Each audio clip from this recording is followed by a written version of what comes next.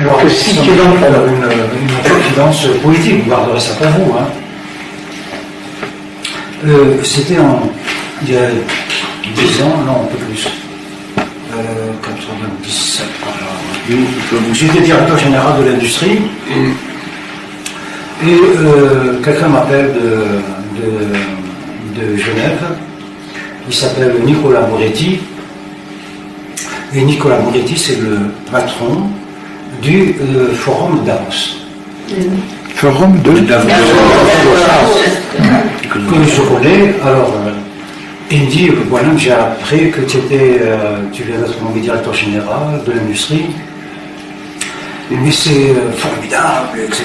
Et j'espère que tu vas nous aider à faire en sorte que l'Algérie, cette année, vienne à Davos. Jamais l'Algérie n'a été à Davos.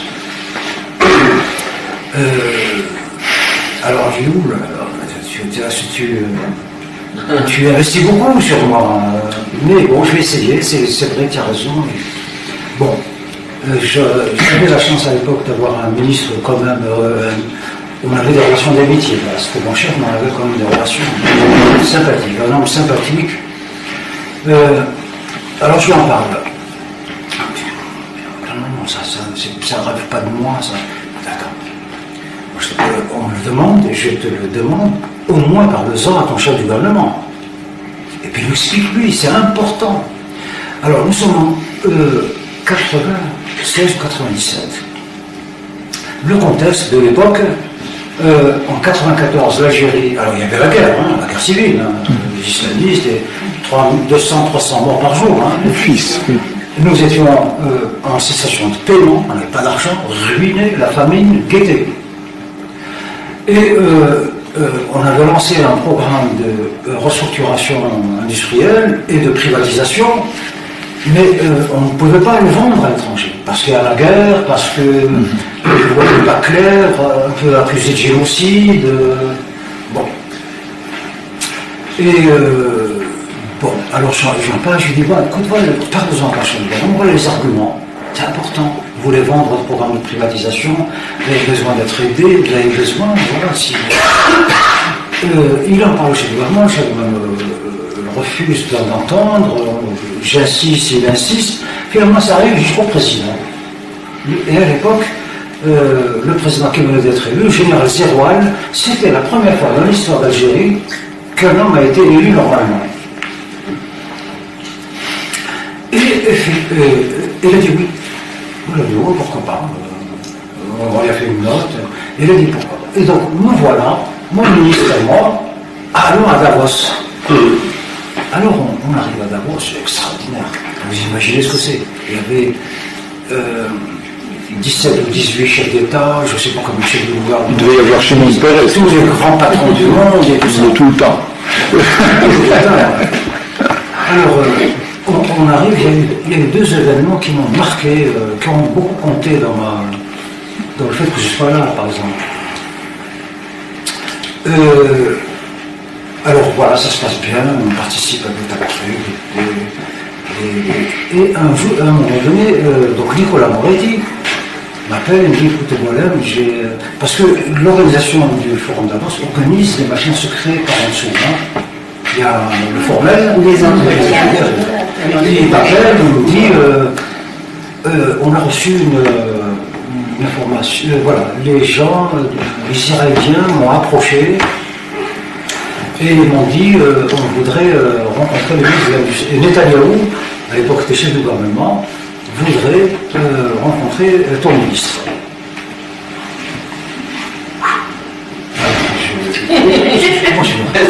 Si je lui dis ça, il va, Chris Kardec, il va mourir.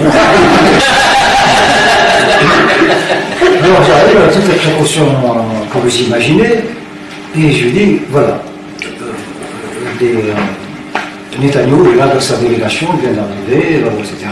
Donc il demande à te rencontrer, et il garantit le secret absolu. Ça ne sortira jamais, il veut te passer un message. J'insiste, il appelle son gouvernement finalement, le chef du gouvernement refuse, Il insiste, ça remonte au président, le président refuse. Bon, donc, fin de l'histoire. Le lendemain, Nicolas Moretti revient vers moi, il me dit est-ce que toi tu accepterais de recevoir quelqu'un de la délégation israélienne pour passer le message? Parce que nous, ce qu'on veut, c'est donner un message, après vous en faites ce que vous voulez. Vous pouvez le mettre dans un tiroir, le déchirer, y réfléchir, faites ce que vous voulez. Alors il me dit je dis oui, d'accord. Et donc alors, secrètement, j'ai rencontré Dan Méridor. Je ne sais pas, le ministre à l'époque des Finances. Donc dans un truc comme ça, moi-même, mais je n'ai pas dit à mon ministre, évidemment, je savais comme ça de moi-même. Et on a commencé à discuter. Qui sont des bêtises. Donc voilà, on peut coopérer dans l'industrie, on peut faire... La coopération économique, c'est évident, c'est même pas fait au moins ça, ça on peut le faire. Bon, mais malheureusement, il y a Oui, mais vous voyez ce qui se passe. Il y a la paix avec l'Égypte depuis 30 ans. Il y a la paix avec la Jordanie depuis 20 ans. Donc et rien ne se passe. C'est possible, mais c'est étonnant de voir au Caire le drapeau israélien, c'est extraordinaire. Oui, mais ça reste qu'un symbole. Je veux dire, avec la Jordanie, par exemple, une coopération est absolument évidente. Or, les hommes d'affaires jordaniens ne veulent pas avoir une collaboration avec Israël. Or, il n'y a aucun obstacle puisqu'il y a le fait. Ce n'est pas comme avec les Palestiniens. C'est psychologique, il faut débloquer ça dans des pics, j'allais dire. Je crois qu'il y a une peur qui vient de la démonisation des Juifs. Depuis quand? Donc ces hommes d'affaires ont peur d'être roulés. Les hommes d'affaires jordaniens ont peur d'être roulés par les Israéliens qui sont des trompeurs, des menteurs. Les réactions, quelquefois, sont tellement puériles. Quand j'étais à l'industrie, le gouvernement demande un jour une étude sur, parce qu'en relation avec le FMI, tout ça, sur la dette, l'endettement. Est-ce que le niveau d'endettement, la question est-ce que le niveau d'endettement en Algérie est tel que ça empêche le développement? Donc pour cette étude, on a examiné, c'était la demande du FMI, vous voyez un peu autour de moi j'étais chargé de cette étude, alors on a balayé tout le tour des pays riverains de la Méditerranée. C'est un programme du FMI pour la Méditerranée. Et je fais cette étude et j'envoie au ministre.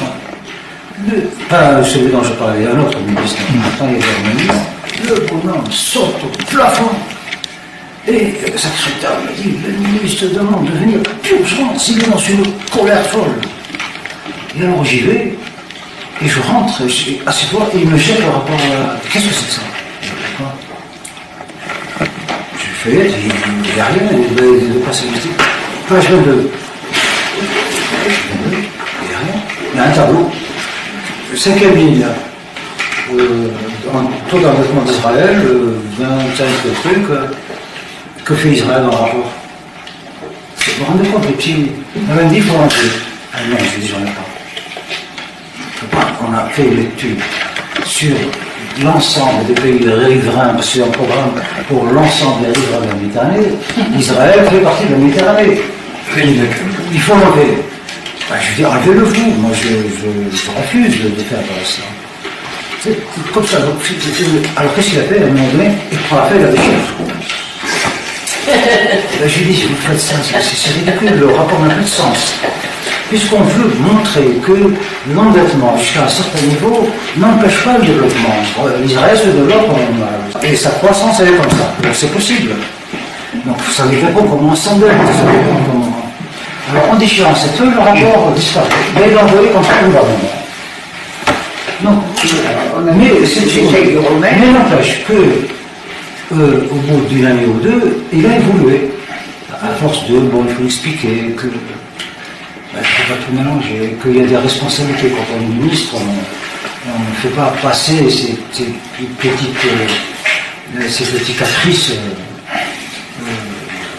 en avant, on met des choses raisonnables en avant. C'est ce travail qu'il faut faire. travail de pédagogie, d'explication. En fait, vous confirmez ce que Dana a dit là tout à l'heure. Oui, je l'ai vu ça. Mais